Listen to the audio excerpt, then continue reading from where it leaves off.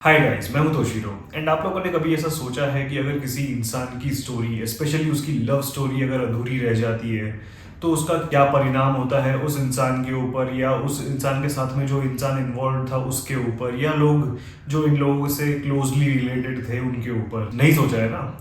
मैंने भी नहीं सोचा था नसीरुद्दीन शाह की लेटेस्ट मूवी गुस्ताख इश्क देखने के पहले तक। ये मूवी एग्जैक्टली यही है, एक इनकम्प्लीट लव स्टोरी, एक series of incomplete love stories. लेकिन इस मूवी की यही खासियत है, यही इसकी ब्यूटी है कि ये लव स्टोरीज इनकम्प्लीट होके भी ये film as a movie complete है। मैं ऐसा क्यों कह रहा हूँ आपको बताता हूँ मेरे रिव्यू स्टार्ट करने के पहले मैं आपको ये बात बता देना चाहता हूँ कि सिनेमा एक आर्ट है और कोई भी मूवी एक आर्टिस्ट का विजन है। तो जब भी कोई इंसान इसको देखता है तो हर किसी का पर्सपेक्टिव अलग होता है, उसका उस चीज को देखने का नजरिया अलग होता है, उसके लाइफ के एक्सपीरियंसेस अलग होते हैं। तो इसका ये मतलब जरूरी नहीं है कि जिस तरह इस मूवी को मैंने देखा आप भी उसी तरह इसको देखेंगे या समझेंगे। तंगहाली हाय, मेरी गरीबी थी वजह। तो ये मूवी में वैसे तो ऐसा कुछ खास नहीं है कि मैं आपको बताऊंगी इसका स्टार्ट कहाँ से होता है और इसका एंड कहाँ से होता है, क्योंकि ये मूवी एक कोर थीम के ऊपर बनाई गई है कि एक बेटा है जो अपने बाप की प्रिंटिंग प्रेस को जिंदा रखने के लिए दिन रात मेहनत कर रहा है। वो भले ही एक फेलियर है दुनिया की नजरों में, लेकिन उसको अपने प्रिंटिंग प्रेस के ऊपर गिव अप नहीं करना था। तो ऐसा होता है कि विजय वर्मा और उनके छोटे भाई जो इस मूवी के अंदर प्ले कर रहे होते हैं, ये दोनों एक काफी बुरे फाइनेंशियल सिचुएशन से गुजर रहे होते हैं और एक ऐसी नौबत आ जाती है कि इनकी प्रिंटिंग प्रेस होकर भी किसी काम की नहीं होती है। लेकिन ये प्रिंटिंग प्रेस इनके मरे हुए पिताजी की एक आखिरी निशानी थी, उनका एक आखिरी तोहफा था इन बच्चों के लिए, इसलिए इन्होंने काफी मेहनत की उसको चलाने के लिए। लेकिन अल्टीमेटली इनकी कोई मेहनत रास नहीं आ रही थी। इस चक्कर में विजय वर्मा एक लास्ट डिच एफर्ट में अपना सारा दम लगा देते हैं एक फाइनल ट्राई में। एक बहुत ही रिस्पेक्टेड, बिलवेड और वेल नोन शायर है अपने टाइम के, जो कि है नसीरुद्दीन शाह। अब नसीरुद्दीन शाह से मिलने के लिए विजय वर्मा जब जाते हैं तो वो अपने आप को उनका शागिर्द बताते हैं और इवेंचुअली उनका भरोसा भी जीत लेते हैं। इसके साथ में जब इनकी स्टोरी आगे बढ़ती है तो उनकी मुलाकात होती है उनकी बेटी जो कि है फातिमा सना शेख उनसे, और इन दोनों के बीच में भी एक लव स्टोरी उबलने लगती है। पूरी मूवी एक्चुअली में दो लव स्टोरीज हैं। एक है यंगर नसीरुद्दीन शाह जिन्होंने अजीज का रोल प्ले किया है, एक यंग अजीज की उनके लवर के साथ में जो है अमृता, और दूसरी लव स्टोरी है विजय वर्मा की फातिमा सना शेख के साथ में। दोनों love stories through out the movie parallelly चलती रहती हैं, लेकिन इन दोनों के अंदर कोई भी कोइंसिडेंसेस नहीं होते हैं, ना ये दोनों एक दूसरे से किसी भी तरह से रिलेटेबल होती हैं। इसका एक रीजन हो सकता है क्योंकि दोनों कैरेक्टर्स विजय वर्मा जो कि नसीरुद्दीन शाह के शागिर्द होते हैं और नसीरुद्दीन शाह खुद, ये दोनों के सर्कमस्टेंसेस बहुत अलग रहे होते हैं, ये दोनों की लाइफ और सिचुएशंस बहुत अलग रही होती हैं। अगर हम कंपेयर करने जाएं तो नसीरुद्दीन शाह अपने टाइम के एक बहुत ही जाने माने और बहुत ही रिस्पेक्टेड पोएट और राइटर रह चुके हैं, और Vijay Verma on the other hand was a nobody, he was just a operator in a run down printing press। दूसरा कंपैरिजन अगर हम करें तो नसीरुद्दीन शाह कुछ ट्राई नहीं करते हैं कि कुछ पैसे आ जाए कहीं से तो उनकी बेटी की लाइफ सुधर जाएगी। Vijay Verma on the other hand constantly ये ट्राई करते रहते हैं कि किसी ना किसी तरह उनकी प्रिंटिंग प्रेस में ऐसा कुछ जादू हो जाए कि उनके पास में थोड़े पैसे आ जाए और वो लोग एक अच्छी और इज्जतदार जिंदगी जीने लगे। सोच लिया हमने भाई, अपन अजीज छापेंगे।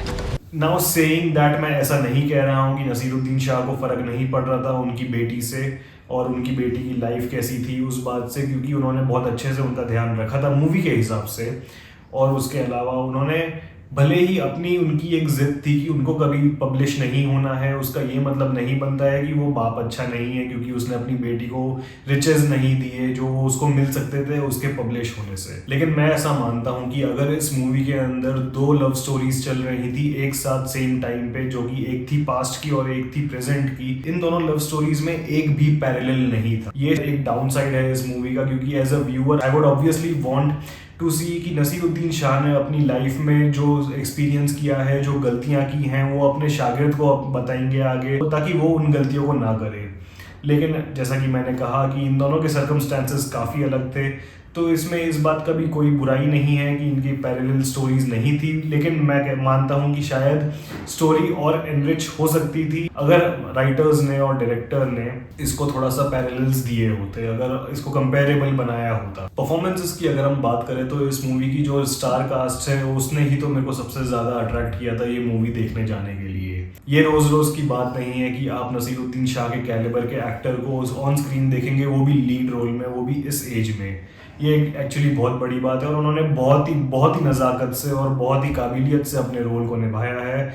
उन्होंने पूरी मूवी को अपने शोल्डर्स पे कैरी किया है। विजय वर्मा और फातिमा सना शेख भी अपने कैरेक्टर्स में बहुत अच्छे थे। वैसे तो हमें पता है कि विजय और फातिमा दोनों ही बहुत ही कैपेबल एक्टर्स हैं। इन्होंने हमें काफ़ी अच्छा काम दिया भी है पास्ट में, और इसमें भी इन्होंने कोई कमी नहीं छोड़ी है अपने कैरेक्टर्स की स्किन में जाने के लिए। वैसे तो मुझे डायरेक्टर विभू पुरी के बारे में ज़्यादा पता नहीं है, मैंने उनके प्रीवियस कोई भी काम नहीं देखे हैं, ना मैंने उनके कोई इंटरव्यूज़ देखे हैं। ये मैंने उनकी पहली मूवी देखी है और मुझे ये मूवी इतनी बुरी भी नहीं लगी कि मुझे लगे कि इनको और काम नहीं करना चाहिए। इनफैक्ट मैं तो कहूँगा कि इनको और काम करना चाहिए, क्योंकि इस साल वैसे भी बॉलीवुड में ज़्यादा कुछ अच्छा आया नहीं है, और जो भी अच्छा हमें मिला है वो यूजुअली नॉन कमर्शियल सिनेमा से मिला है, जैसे कि ये मूवी या होम बाउंड। मैं यूजुअली नॉन कमर्शियल मूवीज़ के रिव्यूज़ नहीं डालता हूँ, लेकिन कभी कभी कुछ मूवीज़ देखने के बाद में मुझे भी ऐसा लगता है कि ये मूवी के बारे में ज़्यादा से ज़्यादा लोगों को पता होना बहुत ज़रूरी है। मैं कहूँगा कि ये मूवी काफ़ी अच्छी है। इनफैक्ट आपको ये मूवी देखनी भी चाहिए, क्योंकि it's not every day you see a movie like this. इस मूवी के अंदर आपको सब कुछ मिलेगा। प्योर उर्दू की नज़ाकत मिलेगी आपको, नॉर्थ इंडिया की कोहरे वाली ठंड मिलेगी आपको, ऐसे काफ़ी शायरियों के सेट्स मिलेंगे जो आपको क्लियरली पता चलेगा कि 90s या अर्ली 2000s को रेफरेंस करते हैं। या विजय वर्मा की जो पॉइगनेंट परफॉर्मेंस है जिससे आपकी नज़र नहीं हटेगी वो देखने मिलेगी। Chemistry between Vijay Varma and Fatima Sana Shaikh was also praiseworthy. उसके अलावा अगर हम देखने जाएं तो इस मूवी में एक थीम भी है फ्लावर्स को लेके, जो बहुत ही इंपॉर्टेंट रहा है इस मूवी के पूरे रन टाइम में, और वो थीम एक बहुत ही प्यारा सा इन लोगों ने उसको एक एंगल दिया है जो अच्छा भी लगता है देखने में, एक बहुत ही मन को बहलाने वाली चीज़ है। मूवी में एक और चीज़ जो बहुत ही इंपॉर्टेंट है और बताई गई है कि वो ये है कि हर शायर एक इंसान होता है, वो परफेक्ट नहीं हो सकता है, कोई भी शायर परफेक्ट नहीं हो सकता है, क्योंकि in the end everyone is a human. और इस बात को बताने के लिए इन लोगों ने कितनी बढ़िया से इस स्टोरी को बनाया है, ये एक देखने लायक चीज़ है। तो ये था मेरा रिव्यू गुस्ताख इश्क का। अगर आपको वीडियो अच्छा लगा तो लाइक कीजिए, शेयर कीजिए और सब्सक्राइब कीजिए। हम मिलेंगे अगले वीडियो में।